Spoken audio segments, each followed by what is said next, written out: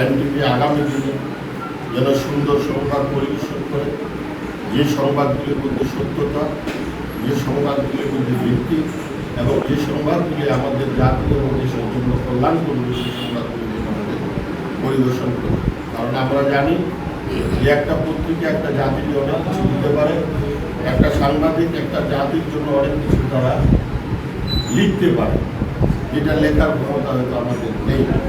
NTV তারা দেশের কথা বলে, জাতির কথা বলে, তারা দেশের কৃষিখাত এবং উন্নয়নের যে সমস্ত ঘাটতি এবং দুঃসময়ের কাণ্ডারি এদেশের জন্য তারা কাজ করে আসতেছে।